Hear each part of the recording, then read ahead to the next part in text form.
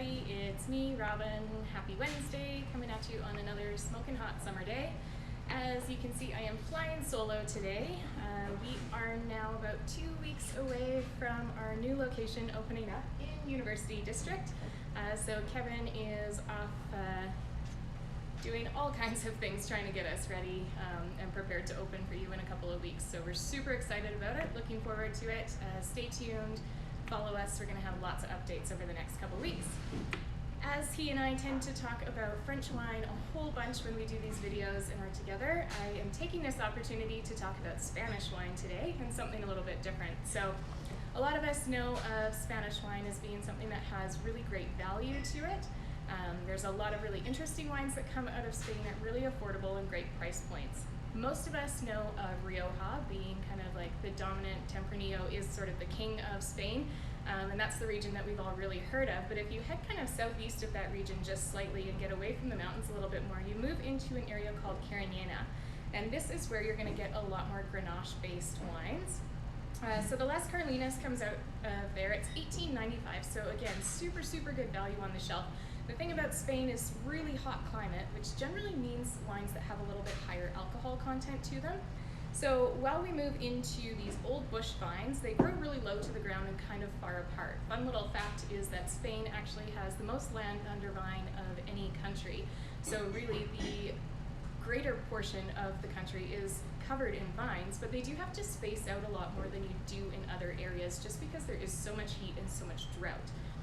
These particular vines here are 25 to 100 years old for this Grenache, and when you get into this climate that's a little bit set away from the mountains, you start to get a little bit lighter, juicier style as opposed to some of those like heavier Tempranillo ones that we find up in Rioja. So super fun little wine. It's like super, super fresh, bright red fruit. You still have 14.5% for alcohol, but it doesn't drink like that. So it's really kind of like a nice option to go alongside barbecue. If you're doing some kind of smoked pork or something for the end of summer, a little backyard soiree before we kind of get back into the school year. So hop online, those are available. You can pick one up. And then since we're in the wheelhouse of Spain, we decided to put together the little bodega basket. So a pack of 4 other wines that you can try. And again, from regions not necessarily like Rioja that we all know, but a couple of smaller little sections. So regular $79 if you were to buy these individually, $64.95 in the bodega pack, bodega meaning winery. So just trying to have a little bit of fun.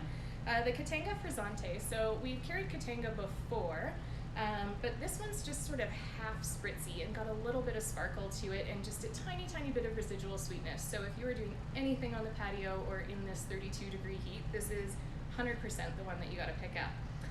Verde Ruby Verdejo. We have carried this wine before, and I'm sure lots of you are familiar with it. It's been out of stock and just arrived back in the shop this week, but they did a whole overhaul on the label. So you would have been familiar with it with some bright green little spirally kind of patterns on the front of it. They've switched it up, same great juice, just a different bottle.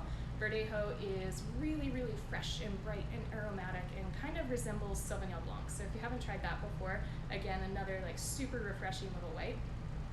Carcello. Carcello is one that we need to talk about for sure. So this is a little bit farther south yet into Spain in Jumilla. And this is a blend of Tempranillo, Monastrell, and something else. Now I can't remember. Syrah, thank you. But what you're getting is a little bit fuller bodied, spicier. Mourvedre, Monastrell tends to be a little bit thicker skinned grape, so you get lots of dark color, a little more tannin and structure to it, a little bit of cab in there, and then again that Tempranillo. So it's a really fun little option. $19.95 regular, we call it the Cat in the Hat wine, but come in, either try one of those, pick up the basket. And then other one that's brand new in stock this week is super exciting. Everything's like fresh vintage. The Ortega Escuero Rioja. So this is the Joven, meaning that it doesn't get time in oak and barrel. It is younger, fresher, released the same or the year after harvest. So you've got, again, just this kind of lighter, juicier, fresher little patio red. If you chilled it down a little bit, it's going to be perfect alongside your barbecue. If you are like everyone else in the city and wanting to get your hands on one of these Montrose boxes, we just got a small top-up shipment that arrived in the store. Give us a call, 403-475-9463. We can set one aside for you. Finish out the end of summer with 3 liters of rosé in your fridge, because who doesn't want that? I I hope to hear from you guys. Hope you have a great week, and we'll see you at the new store or in the market sometime soon. Bye.